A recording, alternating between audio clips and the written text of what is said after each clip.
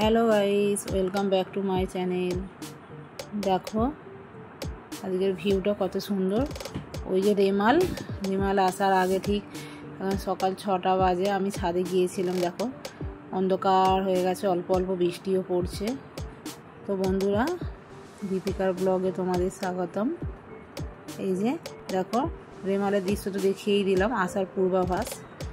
চলে এলাম আজকে নিচের রুমটায়, কারণ ছেলের শরীরটা ভালো নেই, আজকে একটু পেটের প্রবলেম হচ্ছে, পেটটা ব্যথা করছে, সেই জন্য ওপরের রুমে শুয়ে রয়েছে। বিছানাপত্র কিছুই গোছাতে পারি না, ওই জন্য নিচে চলে এলাম। নিচে পড়াশোনা করে, আর কেউ এলে শোয়টাই আমরা মাঝে মধ্যে শুই।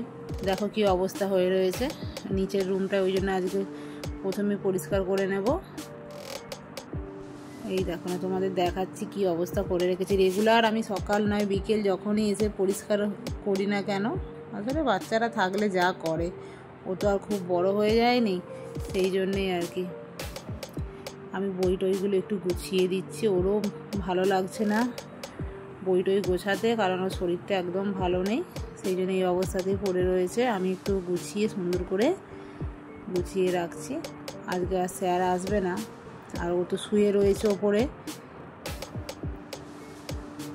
এই যে দেখো পরিষ্কার করে নিয়েছি, দেখো কীরকম সুন্দর লাগছে, পরিষ্কার পরিচ্ছন্ন করে দিয়ে রেখেছি। এখানে কিছুই থাকে না তেমন একটা, আমার তো ওপরেই সব কিছু থাকে, নিচুটা ব্যবহার হয় না ছোট প্যাসেজের জন্য।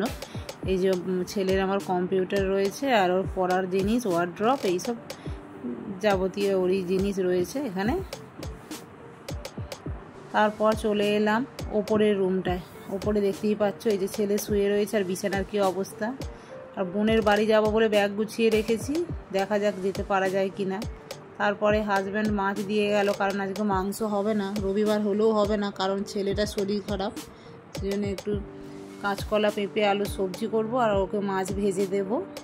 আর আমাদের তো ঝোলে মাছ টাছ পছন্দ করে না, সেই জন্য মাছের একটা আলাদা ঝাল করে নেব আমরা।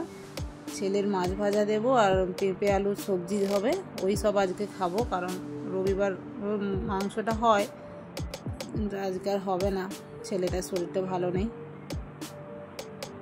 মাছটা ভালো করে ধুয়ে নিলাম, মাছটা ধুয়ে নিয়ে এই দেখো মাছটা ধোয়া হয়ে গেল আমার। এরপর বন্ধুরা, মাছ ধুয়ে কিন্তু আমি সিঙ্ক সব সময় সাবান দিয়ে ভালো করে ধুয়ে মেজে নিই, কারণ হচ্ছে আঁশটে আঁশটে গন্ধ, এর মধ্যে যতই তুমি ভালো করে ধোও না কেন, এইভাবে তোমরাও কিন্তু সিঙ্ক ভালো করে ধোবে। এটা আমি আগেও দেখিয়েছি, আবারও দেখাচ্ছি, এটা খুবই জরুরি, এতে রোগ বহন করে অনেক এই কাঁচা মাছ মাংসের মধ্যে। সেই জন্য সিঙ্কটাকে ভালো করে ধুয়ে নেবে, প্লাস তোমরা ডেটল বা লাইফবয় সাবান টাবান দিয়ে ভালো করে হাতটা ওপর পর্যন্ত পরিষ্কার করে নেবে, যেটা আমি করি। মাছ মাংস ধুলেই সিঙ্ক এইভাবে পরিষ্কার করবে, তারপর আদার্স অন্য কিছু যেগুলো ধোয়াধুয়ি করার করবে, তাতে করে বাড়ির সবাই সুস্থ থাকতে পারবে। এই যে আমি করছি, দেখে নাও। এই আমার সব হয়ে গেল, মাছটা ধোয়া হয়ে গেল, এদিকে সবজিও কেটে রেখেছিলাম, এই যে রান্না করব সব কিছু ব্যবস্থা নিয়ে চলে এসেছি। এই যে কাঁচকলাটা নুন দিয়ে ভিজিয়ে রেখেছি, কারণ কালো হয়ে যাবে না হলে ঝোলে দিলে, সেই জন্য। এই যে কাঁচকলার সবজি আমি মশলাটা করে নিলাম। ধনেটা ধুয়ে রেখেছিলাম, গোটা ধনে, আদা, একটা কাঁচা লঙ্কা, একটু জিরে আর মৌরি দেব, দিয়ে এটা দিয়ে কাঁচকলা সবজিটা হবে, এটা পেটের পক্ষে ভালো। এই যে একটু মৌরি দিয়ে দিলাম, এইসব দিয়ে আজকাল গোলমরিচটা দিলাম না, একটাই কাঁচা লঙ্কা দিয়েছি। আর এটাই যে মাছের ঝাল বানাবো আমার দুজনের জন্য, অল্প একটু আদা আর একটু রসুন, একটু পেঁয়াজ দিয়ে ওটা বেটে নেব, ওটা দিয়ে মাছের ঝাল করব। এই যে মাছের ঝালের মশলাটাও দেখো হয়ে গেছে, কষানো হয়ে গেছে। এবার এটা মাছটা দিয়ে একটু আগে জল দেব, জল দিয়ে তারপরে মাছটা দিয়ে ঝালটা হয়ে যাবে। কারণ মাছ সব সবজির মধ্যে দিলে আমার হাজব্যান্ড পছন্দ করে না, এক আধটা ঝোলের মধ্যে দিই, কিন্তু সবের মধ্যে পছন্দ করে না ও, সেই জন্য এক্সট্রা করে করতে হয়। আর ছেলেকে ঝাল দেবো না, ওর পেটের প্রবলেম, একটু পেটটা ব্যথা করছে, সেই জন্য ওকে হচ্ছে একটা ভাজা মাছ দেব। একটু জল দিয়ে চাপা দিয়ে দিলাম, এই যে ওর মাছ ভাজাটা সরিয়ে নিয়ে রাখছি, আর বাদবাকি মাছ আমরা হচ্ছে ঝালে দিয়ে দেবো। এই যে এটা ছেলে খাবে।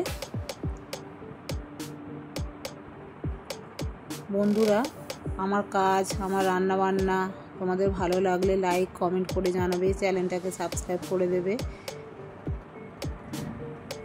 এই যে মাছ দিয়ে দিলাম, মাছ দিয়ে হয়ে গেল মাছের ঝালটা। এবারে আমি চলে এলাম ওই সবজিটা বানানোর জন্য।